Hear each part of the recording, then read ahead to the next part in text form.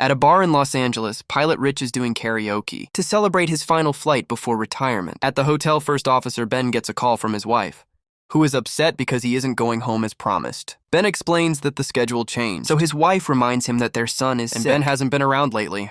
It turns out, Ben is deliberately scheduling specific flights to avoid going home. The next morning at the airport, Dan is scolded for smoking, yet he lights a second cigarette when the employee leaves. His tablet is running low on battery, so he connects it to a power bank and tosses them in his suitcase. When he checks in, he's asked if his suitcase has any batteries, and he says no. Meanwhile, Ben overhears Cora say she's afraid of flying, and her father Declan fails to comfort her. Ben tries to explain that there are more dangerous things than flying, but Cora only answers with sass and sarcasm. After Ben leaves Cora's stepmother, Jaya puts a tracker on her son Finn and sets up the tracking app on the phone, with Finn's birthday as the password. At the gate, a sports player, Lily, accidentally bumps into Hutch, a wrestler who keeps making fun of gamers.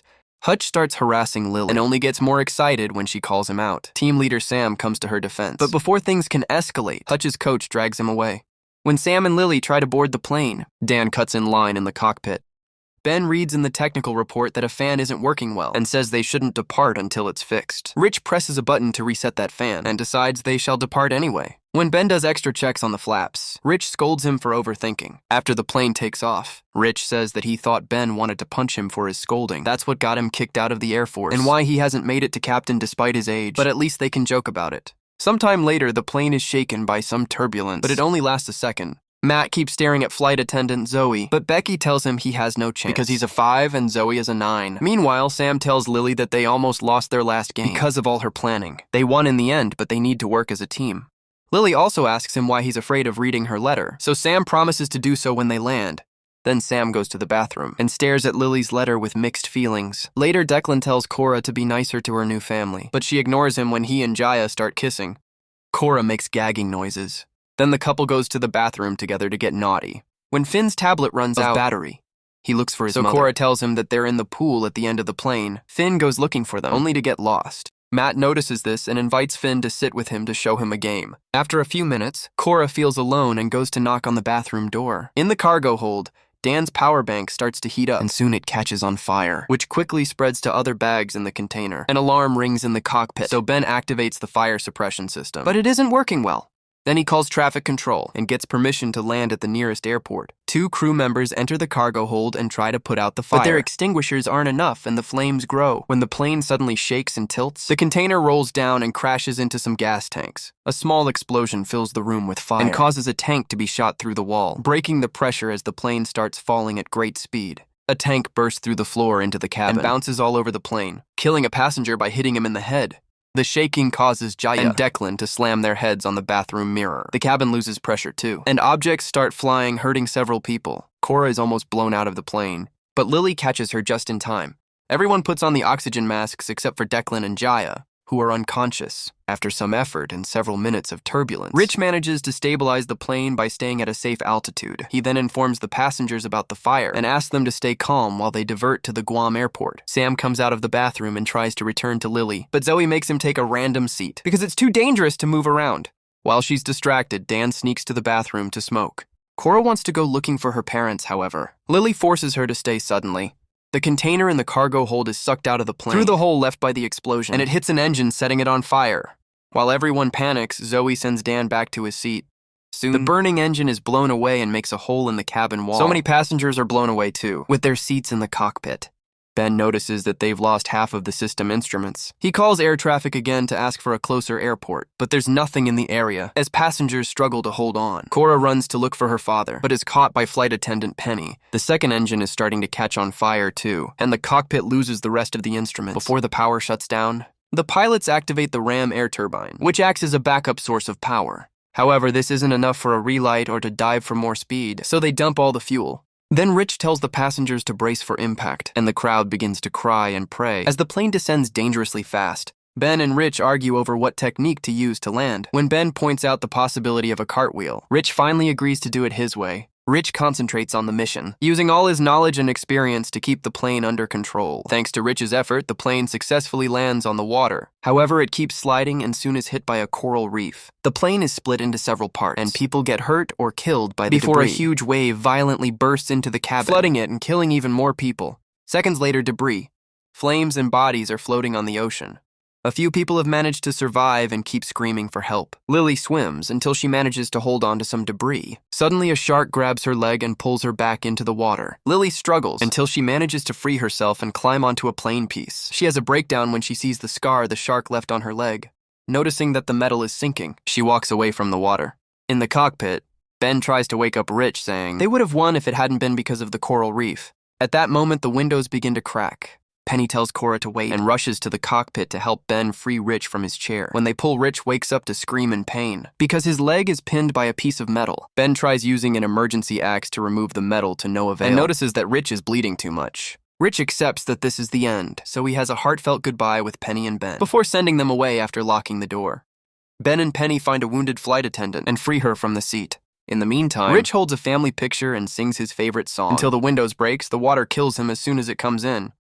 Some of it also opens the door and makes the others fall. Ben bandages the unconscious attendant with his tie and tells Penny they must look for survivors in the bathroom. Jaya wakes up and immediately awakens Declan, too. He panics and opens the door, so water quickly floods the room.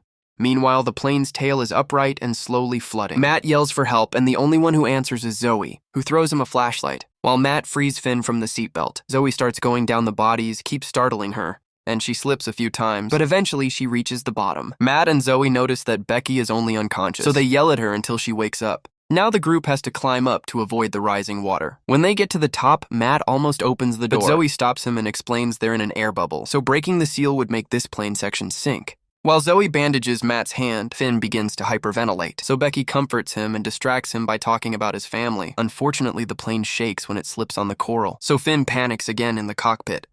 Ben wonders if they could find the emergency locator transmitter, which is in the midsection. Penny shares that she's a champion swimmer and volunteers to go looking for it. A few minutes after Penny leaves, Cora is horrified to see a shark in the water and alerts Ben. They both start yelling to warn Penny, but she's too far to hear anything.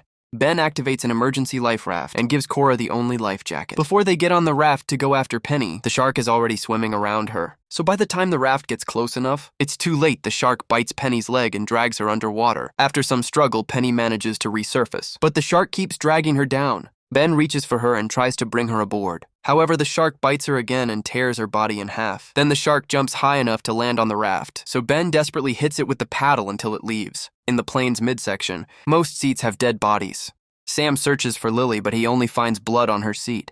The survivors gather at the hold to analyze the situation, and the weight causes the plane to slip, since it's precariously perched on the coral reef. The shaking makes a woman fall into the water, thankfully. Jim quickly brings her back. Sam tries to tell everyone that they need to move back and distribute the weight, but Hutch thinks he's sending them to the water. And an argument ensues. Jim has to separate them.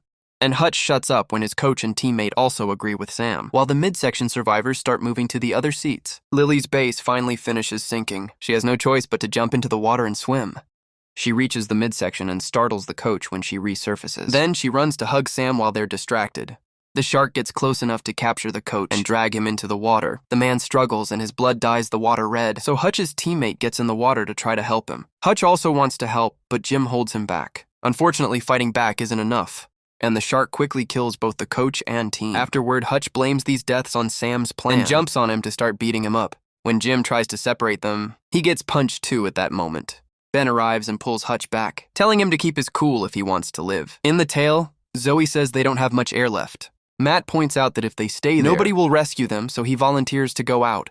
He dives in and swims as fast as possible, dodging bodies in the way. His shirt gets stuck in some debris, but he releases it fast and manages to swim to the surface. While he yells for help, he's startled by a hand on his shoulder. It's Declan, who is floating on a door with Jay's body. Declan says Cora's name before a shark jumps out of the water to devour him in the midsection. Ben guides the survivors to find life jackets and a second raft. Then he searches the storage bins until he finds the transmitter, only to accidentally drop one of the antennas. Thankfully, he retrieves it quickly by diving while everyone gets on the rafts. Ben turns the transmitter on and gets ready to leave too, only to notice that Cora is near the hole looking for her father. He gives the transmitter to Dan and runs to grab Cora, picking her up just in time to save her from a jumping shark. Suddenly, the plane shifts on the reef again, and a ferocious wave bursts into the cabin. Pushing several people into the water, Dan is so desperate to climb back up that he drops the transmitter in the process. While Jim helps Ben and Cora, Sam holds onto a suitcase. He notices an unconscious Hutch nearby and swims toward him to rescue him as Sam yells for help. Two sharks begin swimming around the boys on the raft. Ben asks about the transmitter and gets angry when Dan confesses he dropped it, but he also says that it was Ben's responsibility. When they hear Sam screams, Ben wants to help him, but Dan refuses to move the raft and thinks Ben just wants to feel better after crashing the plane. Then Dan punches Ben, who immediately punches him back and announces they're helping the boys. Dan wants to move to the other raft, but the crowd doesn't let him and insults him. Ben and Jim row as fast as possible, and their raft soon reaches the boys. They bring them aboard, right before a shark tries to attack them in the tail.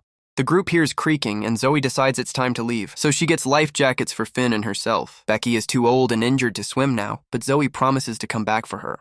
Finn and Zoe dive in and swim through the cabin, losing a bit of air when they're startled by a body. Thankfully, they still manage to reach the surface, only to see Matt's body floating nearby. There's also a raft cube, so Zoe activates it to release the raft. When she's about to put Finn on it, a shark bites her and drags her underwater. After some struggle, Zoe swims fast enough to reunite with Finn, and together they finally get on the raft. Unfortunately, Zoe passes out from blood loss. As Finn keeps yelling for help, a shark starts slamming into the raft until all the shaking causes Finn to fall back into the water. On the other rafts, Lily hears a noise and looks up to see a plane. Everyone starts yelling and shaking their arms, but the plane just flies away. After a few hours, the water level in the tail is almost finished flooding it. Becky realizes she won't survive, so she looks at her granddaughter's picture to say goodbye and thank her for filling her life with joy. By nighttime, a rescue helicopter starts searching the area. They detect a Chinese fishing trawler nearby, so they call the crew to ask for their help on the rafts. Hutch thanks Sam for saving him and advises him to confess his feelings to Lily. Sam explains that the rules don't allow teammates to date each other, but Hutch claims that nobody listens to that rule. Cora is sad because she lost her family, so Ben assures her that they'll always be with her. He shows her a picture of his own family, but it's really old at that moment. The helicopter finally finds them, so Ben shoots some flares for better visibility.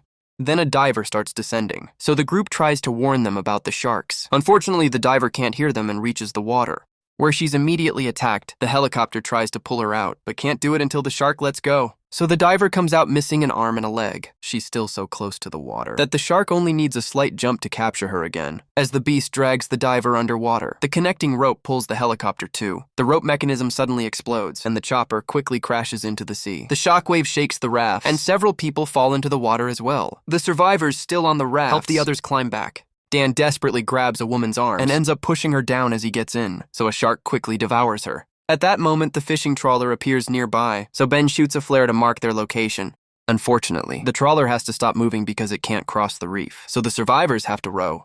Sadly, they lost the paddles during the chaos of helicopter crash. Ben then realizes that Cora is missing, and everyone calls her name until Jim sees her standing on some big debris. Since it's clearly going to sink soon, Ben jumps into the water to help her. He swims as fast as possible and reaches Cora without issues. She says she doesn't want to leave because she doesn't want to abandon her father, so Ben reminds her that her dad would want her to be brave. The duo gets back in the water and starts swimming, while the other survivors try to row with their hands. Soon, the sharks surround them and Ben disappears underwater for a second, only to resurface and shoot a shark with a flare, killing it unfortunately. This was the last flare. The captain of the trawler notices this and orders his crew to release all their catch. The sharks immediately turn around to feed on the fish instead. On the raft, Dan sees a pack of cigarettes floating and immediately grabs it. When he tries to smoke one, his lighter stops working. Suddenly, a shark jumps out to catch him and brings him underwater to eat him. In the morning, the trawler has rescued all the survivors.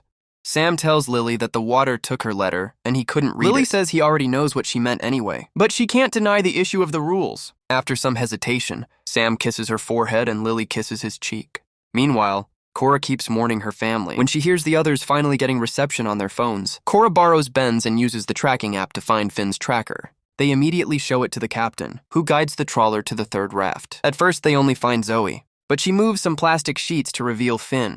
The siblings reunite with a hug and tears, and Cora finally apologizes.